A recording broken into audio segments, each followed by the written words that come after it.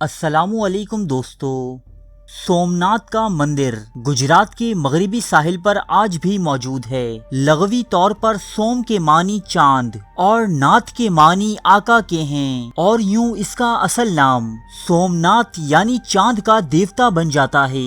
ہندو روایات کے مطابق چاند کے دیوتا سے کوئی جرم سرزد ہوا تھا، اور اس جرم کے کفارے کے طور پر اس دیوتا کو مہادیو کے لنگ یعنی شیو لنگ کی یہ مورتی بنانی پڑی۔ سومناتھ کا بت چونکہ سمندر میں ایک چبوترے پر تھا، اس لیے چاند کے باعث سمندر میں پیدا ہونے والے مد و جزر اور پھر پانی کے گھٹنے بڑھنے کو ہندو دھرم کے پیروکار سومناتھ کی کرامات قرار دیتے تھے، جبکہ سلطان محمود غزنوی کے دربار سے تعلق رکھنے والے ایک شاعر فرخ سیستانی لکھتے ہیں کہ سومناتھ نامی یہ بت دراصل خانہ کعبہ میں رکھے ان 3 بتوں میں سے ایک تھا جن کا نام قرآن پاک میں بھی موجود ہے، یعنی لات، منات اور عزا۔ فرخ سیستانی کے مطابق حضور اکرم صلی اللہ علیہ وآلہ وسلم نے فتح مکہ کے موقع پر لات اور عزا کو توڑ دیا تھا، لیکن منات نامی بت کو لوگ ہندوستان کی ریاست گجرات لے جانے میں کامیاب ہو گئے اور یہ مشہور کر دیا کہ یہ بت سمندر سے نمودار ہوا ہے، لہٰذا اس بت کی عبادت شروع ہو گئی، اور وہاں کے مقامی لوگوں نے منات کے اس بت کو سومناتھ کا نام دے دیا۔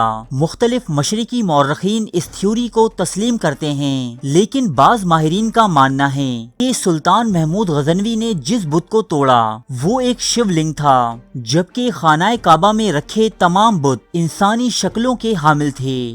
سومناتھ کے مندر کی پہلی تعمیر کب اور کس نے کروائی، اس معاملے میں تاریخ مکمل طور پر خاموش ہے۔ البتہ اس مندر کی دوسری تعمیر گجرات کے یادو راجا نے 649 عیسوی کے قریب کروائی تھی، جسے سندھ کے عربی گورنر الجنید نے تباہ کر دیا تھا۔ 815 عیسوی میں ایک مرتبہ پھر ایک راجا ناگ بھٹ دوم نے اس کی تعمیر کی۔ سومناتھ کا مندر ایک 13 منزلہ مخروطی عمارت پر مشتمل تھا۔ مندر کے اندر ہندوستان کی تقریباً تمام ریاستوں کے راجا مہاراجاؤں کے محل تعمیر تھے، جن میں وہ اپنی یاترا کے دوران قیام کیا کرتے۔ راج محلوں کے ساتھ ہی سومناتھ کے پجاریوں اور برہمن پنڈتوں کے محل تھے، جو کسی بھی لحاظ سے راجاؤں کے محلوں سے کم نہ تھے۔ سومناتھ کا سب سے عالیشان محل اس مندر کے سب سے بڑے پروہت یعنی مہا پروہت کا تھا۔ مہا پروہت کے محل کے ساتھ ہی سومناتھ کا مندر تھا، جس میں ایک چبوترے پر سومناتھ کا بت تھا۔ مندر کی دیواریں اور پردے ہیرے جواہرات اور موتیوں سے مرصع تھے۔ خود اس بت کے اوپر بیش قیمتی ہیرے جڑے ہوئے تھے۔ مندر میں پوجا کے وقت بجائے جانے والی گھنٹی 200 من خالص سونے کی زنجیر سے منسلک تھی، جسے بجانے کے لیے سینکڑوں افراد درکار ہوتے۔ مندر میں سومناتھ کے بت کے ساتھ کئی دیوی دیوتاؤں کے چھوٹے چھوٹے بت نصب تھے، جو ہندوؤں کے اس عقیدے کے مظہر تھے کہ سومناتھ کا بت باقی تمام بتوں سے اعلیٰ ہے۔ مندر میں 1000 پنڈت ہر وقت یاتریوں کو پوجا پاٹ سکھانے کے لیے موجود رہتے تھے۔ سینکڑوں کی تعداد یاتریوں کی خدمت پر مامور رہتی۔ مندر میں بت کو غسل دینے کے لیے ہر روز گنگا جل مہیا کیا جاتا تھا۔ مندر اور بت کو پھولوں سے سجانے کے لیے سینکڑوں کوس دور کشمیر سے تازہ پھول منگوائے جاتے تھے۔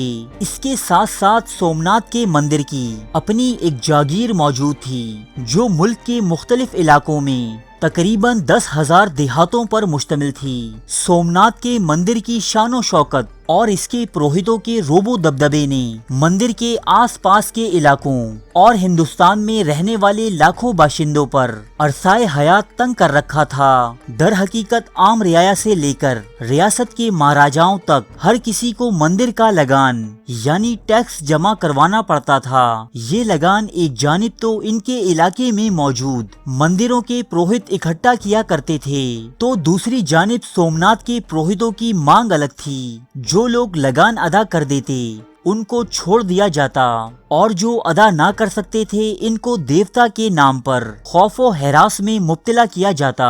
انتہا یہ کہ انہیں سومناتھ کے نام پر بھیٹ تک چڑھا دیا جاتا۔ یہ مندر 16 مرتبہ مسلمانوں کے ہاتھوں تباہ ہوا۔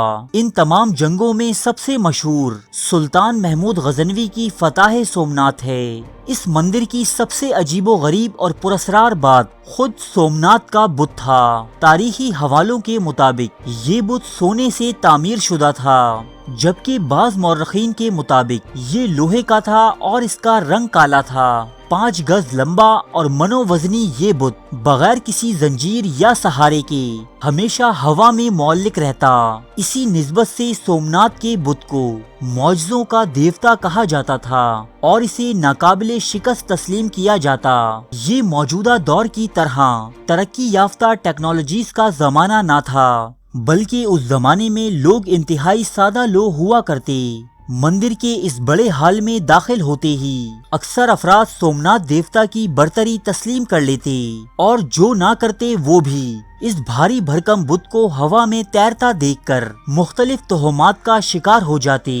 مسلمان اس بت کو شیطانی قوتوں کے زیر اثر خیال کرتے، جس کے اڑنے کا سبب وہ شیاطین اور جنات کو قرار دیتے۔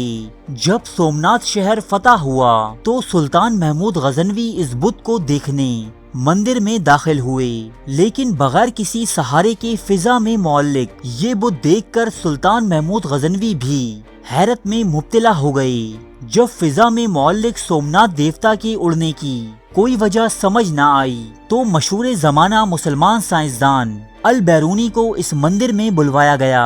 البیرونی نے کچھ معائنے کے بعد مندر کی چھت سے چند اینٹیں نکلوا دیں۔ البیرونی کی نشاندہی پر جس طرف سے اینٹیں نکالی گئیں، سومنات کا بت اسی جانب جھک گیا اور زمین سے قریب آ گیا۔ پھر البیرونی نے سلطان محمود غزنوی سے عرض کی کہ اس بت کے اڑنے میں کوئی معجزہ یا شیطانی طاقت کار فرما نہیں، بلکہ مندر کے پروہتوں نے انتہائی مہارت سے کام کرتے ہوئے بڑے بڑے مقناطیس اس کمرے میں نصب کیے ہیں، جس کے سبب یہ بت ہمیشہ ہوا میں معلق رہتا ہے۔ البیرونی کی نشاندہی پر وہ تمام مقناطیس کمرے سے نکال دیے گئے اور سومنات کا بت دھڑام سے زمین پر آ لگا۔ یوں صدیوں سے چلا آ رہا یہ طلسم اپنے انجام کو پہنچا۔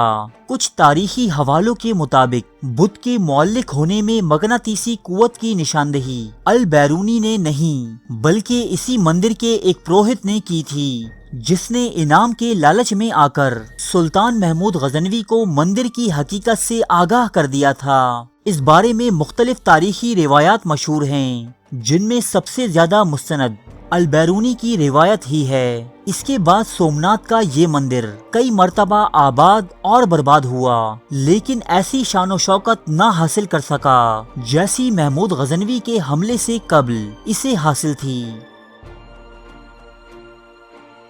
ارے فرینڈز، 1 منٹ، آپ ایسے ہی جا رہے ہیں؟ اتنی محنت سے ویڈیو بنائی ہے، ایک لائک تو بنتا ہے نا؟ اور دوسرا یہ کہ آپ ہمیں اتنی بڑی دنیا میں دوبارہ کیسے ڈھونڈیں گے؟ تو اس کا حل یہ ہے کہ آپ ہمارے چینل کو سبسکرائب کر لیجئے اور اس بیل کے آئیکن کو کلک کر دیجئے۔ اس طرح ہمارے آنے والی تمام ویڈیوز آپ تک پہنچتی رہیں گی۔ ارے ڈریے مت، یہ بالکل فری ہے۔